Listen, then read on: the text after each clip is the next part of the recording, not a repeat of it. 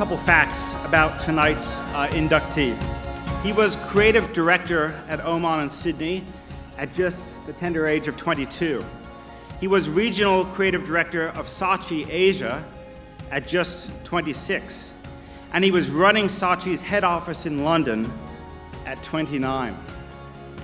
He became the worldwide chief creative officer of the entire Publicis network at just 33 years old.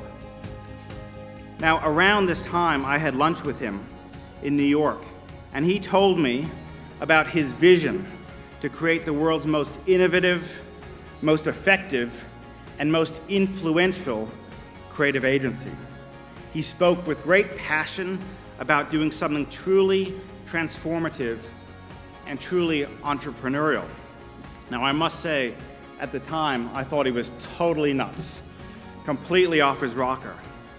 But in 2006, he launched his brainchild in New York City, becoming creative chairman, and the work from the very beginning was simply outstanding. Famous campaigns. It was just incredible.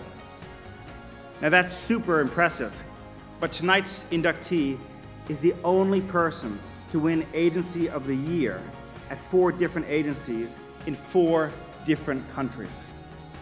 He is the single most awarded creative in the history of the Cannes International Advertising Festival, with over 80 Lions, 7 Grand Prix, and 4 Titaniums.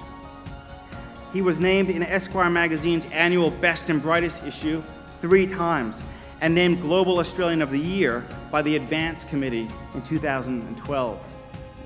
He is the only person to be featured in Creativity magazine's annual list of global creative influencers every year since the list began 10 years ago.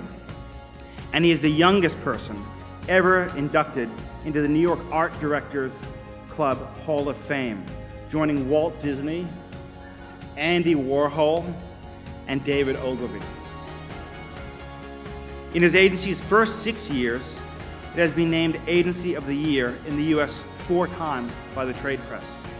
And most recently, it won Adweek's Agency of the Year for 2013. And considering it's still February, that's a pretty good result.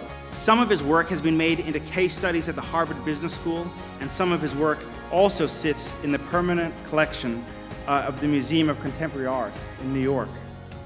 And just last week, the agency became the first and only advertising or marketing company to be included in Fast Company magazine's prestigious World's 50 Most Innovative Companies, along with the likes of Google, Nike, Amazon, Instagram, Tesla, and Coke.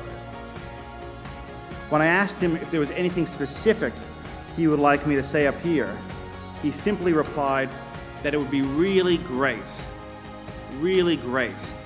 if I could say nice things because his mom's here tonight.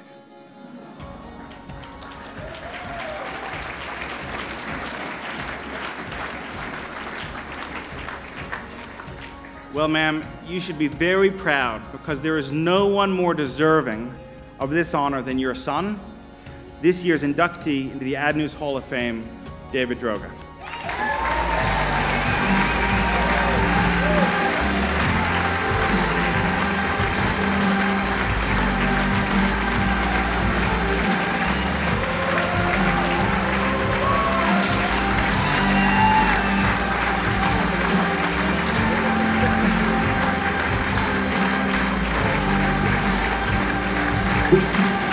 Wow.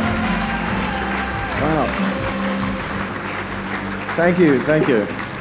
I think advertising is this crazy, bizarre roller coaster ride, and I feel I've been very, very lucky from the get-go. You know, I sort of hit the ground running as this scrappy, feisty 18-year-old with enough confidence to believe that I could be spectacular. It is a privilege to be paid to have an imagination.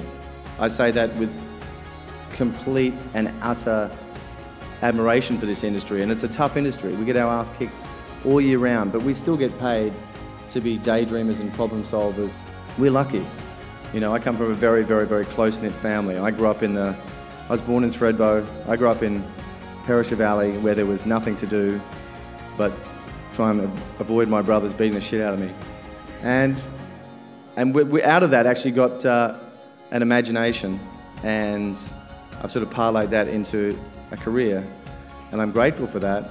And something like this has taken me around the world, and I've worked in some great places with some pretty amazing people. And I've found a life, and I've found an agency, and I've found a belief that is mine. I'm not trying to change the advertising industry. I'm not trying to do anything beyond change my advertising industry. I think we do work in an extraordinary industry, and now is the best time for all the fragility and nervousness and uncertainty of what's going on now. It is our time again, because the onus is back on us to innovate. The onus is back on us to be relevant again. Technology is not an answer. They're just platforms, and we can really do extraordinary things. And it doesn't matter what country you're in, what budgets you have. You know, I look at every opportunity as a chance to try and do something great, and try and do something that has impact. And no country or no agency has a monopoly on the best people. And it's just up to us to innovate all the time. So I'm still hope that, you know, this isn't a line in the sand. I hope that I can still do stuff that makes me proud and people like. Still trying my hardest, still trying to sort of, a squirrel trying to get a nut, but I'm a very, very proud Australian. I'm obsessive about being Australian. I feel like that's one of the tricks to my success around the world, is staying true to being an Aussie, keeping it simple, being straightforward, being sincere about things, and not getting caught up in the hype and the bullshit of this industry. Because we're an industry that, as I said, it has some of the best thinkers in the world. And when we realise how good we are, we can do greater things with that. We are more than just salesmen. We are more than just trying to flog stuff. You know, we can build industry, we can contribute to pop culture, we can contribute to social good. It's our responsibility to do more with what we have. And if we don't do more with that, shame on us, because we're at the intersection of everything. And just to be an advertising person isn't what it was 20 years ago. It's to be much more than that. And good luck with it. Thank you very much. I'm proud.